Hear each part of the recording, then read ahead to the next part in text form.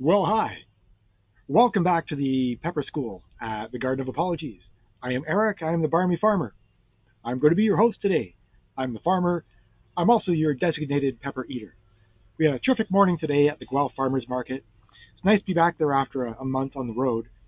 And looks like today is going to be the last really nice Saturday afternoon of the season. It's September 30th right now as I'm filming this. And it looks like Monday next week, so second week in October, it looks like we're getting a frost. So I have a whole lot of stuff to pull out there from the Garden of Apologies and get into the freezer safely before it freezes.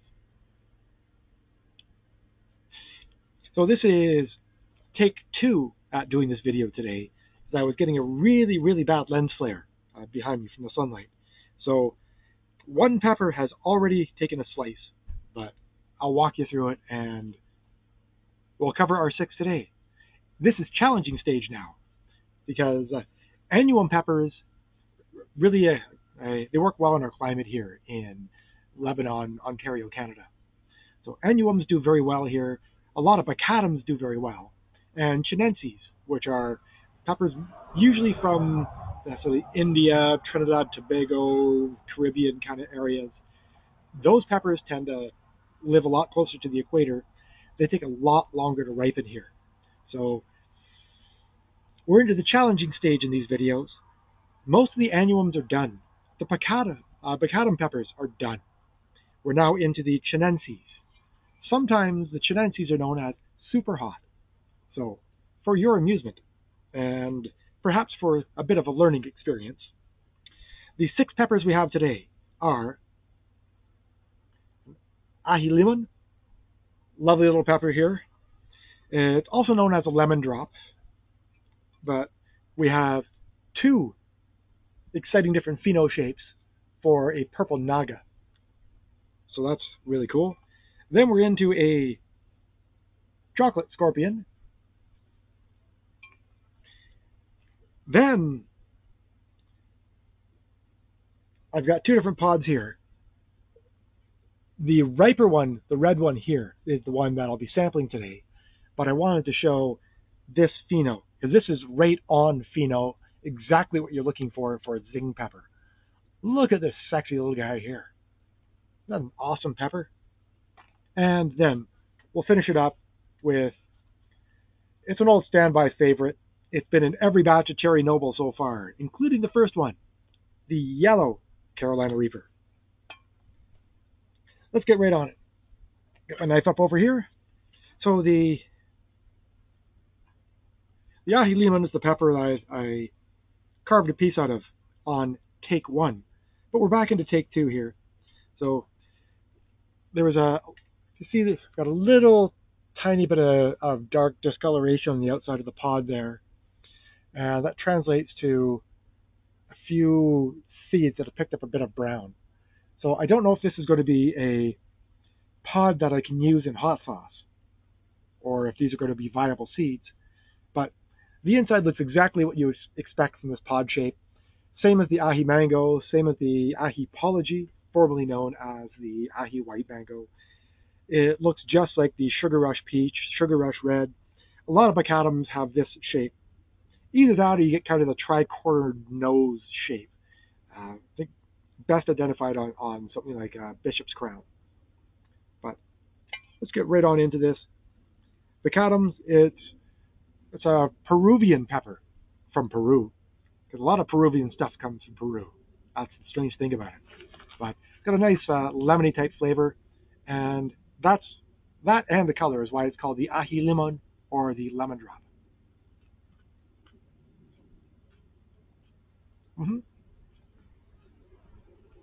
Slight sweetness, not much. a good baccatum mouth, peppery feel, and a hint of lemon. A little bit of citrus. It's a nice pepper. Aji Lemon Drop, Aji Limon, exactly what you expect.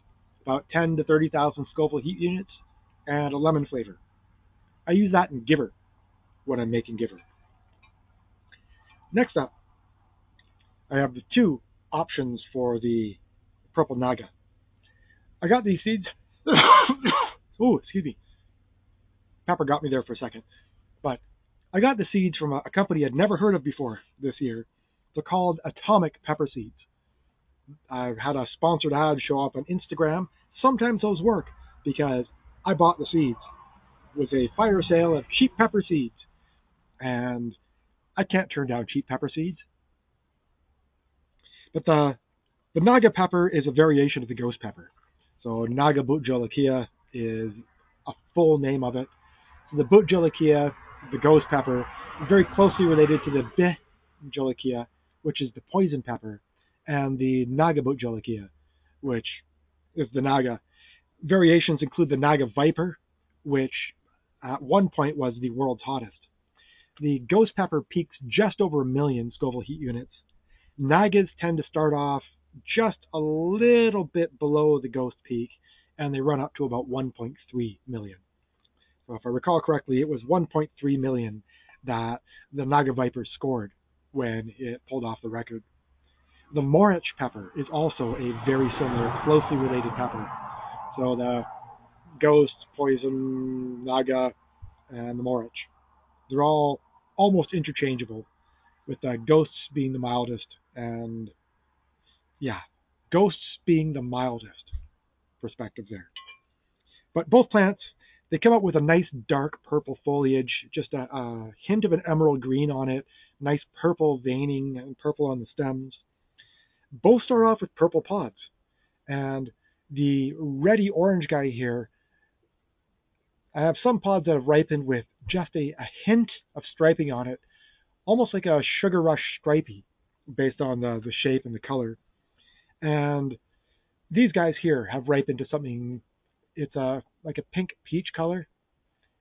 It looks a lot like a peach ghost. So let's get right into both of these for the comparison. So pheno 1, pheno 2. All right. So I'll just lift the plate on up to you here. So both have a similar take. Let me get my head out of the sunlight so you can see it. Similar shape, similar veining. You've got a little bit of the gnarliness, so that the peppers kind of wiggle around on their edges. I suppose that's a fair enough term. With this pod here, you can actually see some of the purple remnants inside down the pith. So you see a bit of purple down here, a little hint of purple here on the veining. But similar on the seeds. Let's see what they taste like. So let's go pod 1. Nice and crispy. Nice pod. So, Purple Naga, version 1.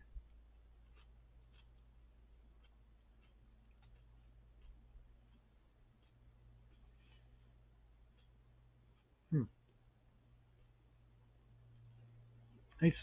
Got a sweet start on it.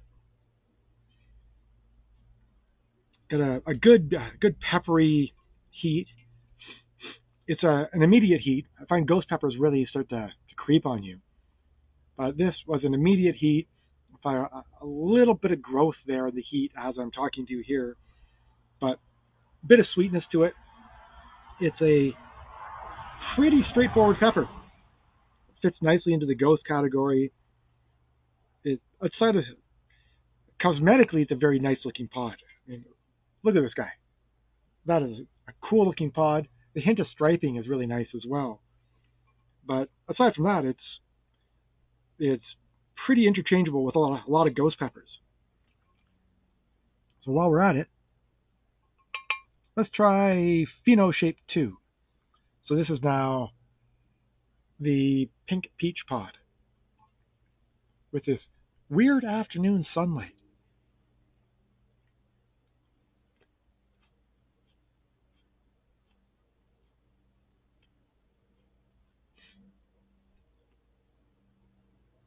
Oh, completely different flavor. Whew. So a lot of peach pods have a nice sweet fruitiness to them. This one does not.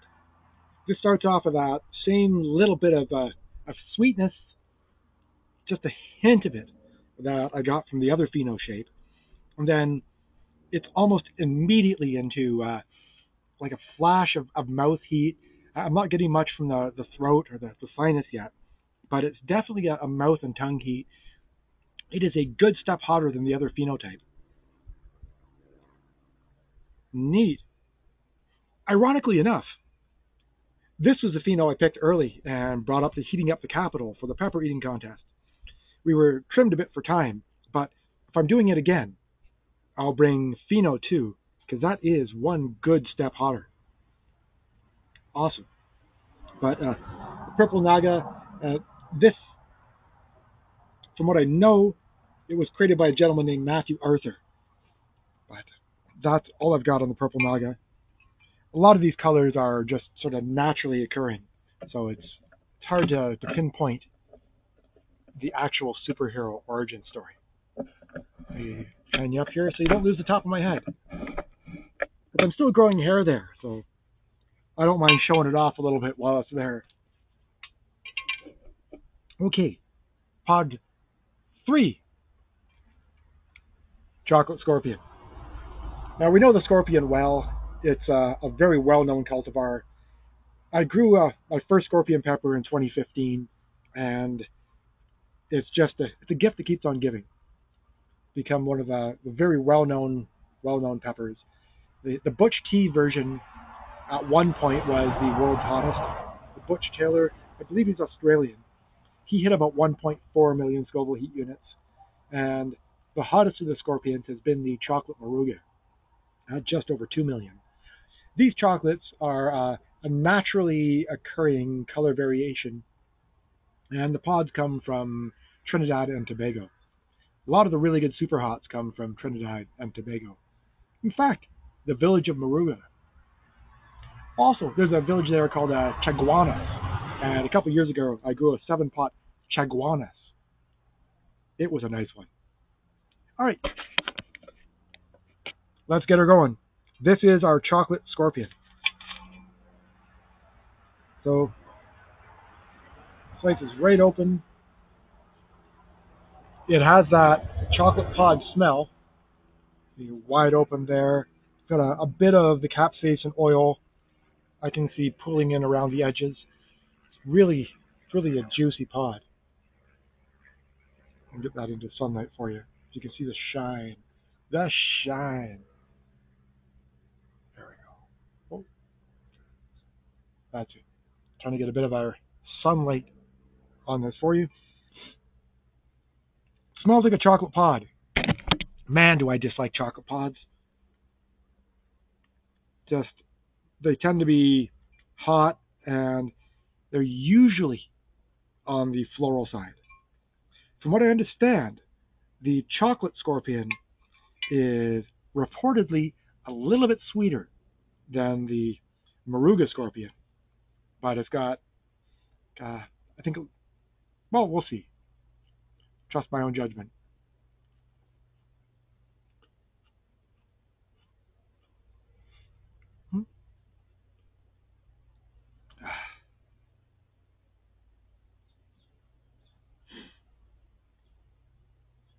Man, chocolate pods. The hint of sweetness there for a couple of seconds, and then all just floral heat, throat pain, unpleasant fire. It's just all heat. The taste on it is unpleasant.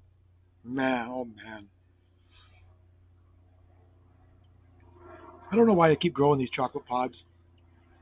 Oh, I know why. They're really hot, and they work well in sauce. They're just unpleasant to eat on their own. Well, that's about 1.2 to about 2 million Scoville heat units. And this is going to get worse before it gets better. So, although I know it doesn't help, have some water. Capsaicin is oil-based, so drinking water tends to rinse it around the mouth.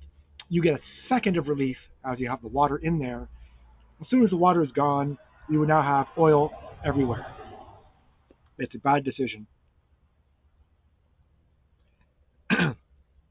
Dairy milk or coconut milk will help. Sugar helps. Alcohol helps. And anything that physically scrapes the tongue, like if you eat a piece of bread or some crackers, those will help. That was just hot, and it's getting worse as I'm talking to you. Dang it. All right. Let's keep on going. Got to power through this. I'm on to the Zing pepper. This is got a couple notes on this one because it's an interesting little guy. I got my seeds from White Hot Peppers in Illinois. I believe it's Jason White there. He got his peppers from Semillas La Palma, which is a .de domain. I don't know if that's Denmark or Deutschland, but it's a .de, so I believe it's someplace European. Get off me, spider. Wrong place for a spider. They belong in the greenhouse or in the cat litter room eating the flies. But this was originally created in Michigan by a guy named Ryan Karcher. So this is the desired pheno shape with that crazy pointy tail on it. What a beautiful pot. Now check that bad boy out. But as you see, with a tinge of orange, it's not quite as ripe as this guy. So I'm going to eat this guy here to get a true taste of the flavor. But I pulled this one as well because we are running into frost, and I wanted you to see the pheno. Because check out that tail. Man, look at that tail. All right. And this one, it has a tail, but oh, what a disappointment. A little weenie there. All right, get into the Zing. All right. So it slices open. Looks a lot like a lot of the other red super hots. Small pith on it. You've got not a whole lot of seeds. There's a few in there. Enough to make it worthy, but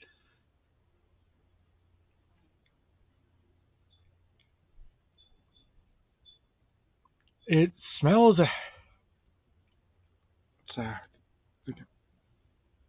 smells a bit like a bit of latex, a bit of ointment, a bit of floral. That's a weird smell. But look at how juicy that pot is. So you can see the shine inside that. Man, the capsaicin oils on this. Dang. Look at it right here. Ooh, this is going to be a fun time. Zing pod. This is one of the ones I was growing this year that I've been a little bit nervous about. That some of the origin is up in the air. The details are up in the air. Reportedly, it's about 1.5 to 2 million Scoville heat units. And we'll see what we've got. Just get you tilted right back up here. There we go. Let's do it.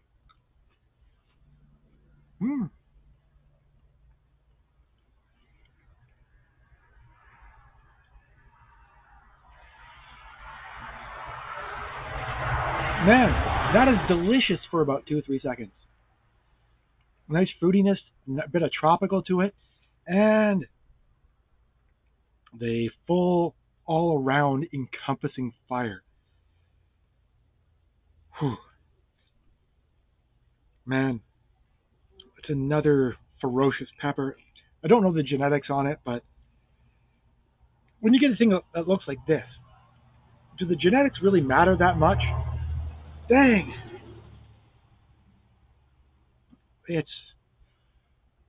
That is a hot pepper. That is a hot pepper. All right, let's finish it off well. So the Yellow Reaper. It's a naturally occurring variant of the Carolina Reaper.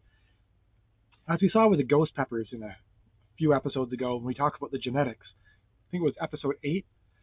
Things will often ripen to a different color spontaneously. I don't know if that's an example of that or if it's just an unstable pepper that has produced two different results. My hunch is unstable. The Purple Naga isn't a pepper I know very well, so it could be a new hybrid. But, dang. Yellow Reaper, we know it well. First batch of Cherry Noble I made. Here's my shout out to Pepper North. I didn't have the Reapers I needed, and Drew Stevens was able to help me out with some. So thank you very much again, Drew. Gonna have to get inside for a tissue pretty soon. Glad this is my last pepper. It's allergy season already, and my sinuses are going.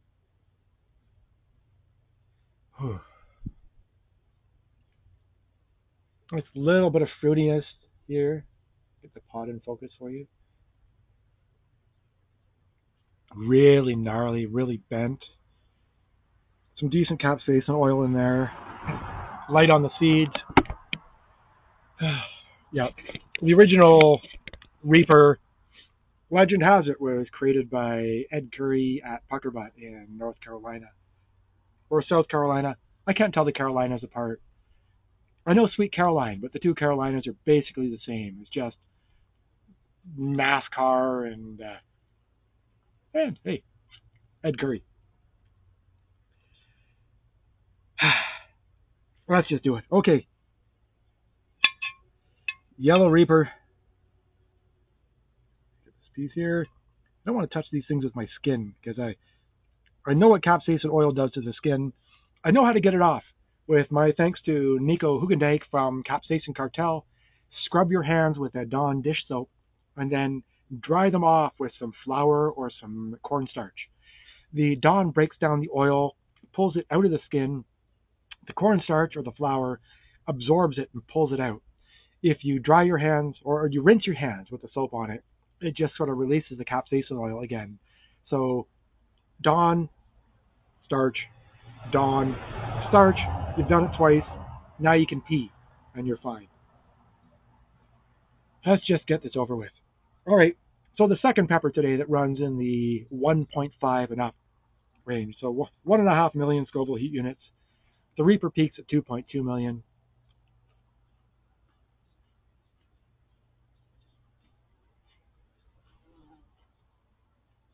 And the yellow's got some sweetness, some fruitiness to it. And there's the heat. It's just slightly milder. Oh,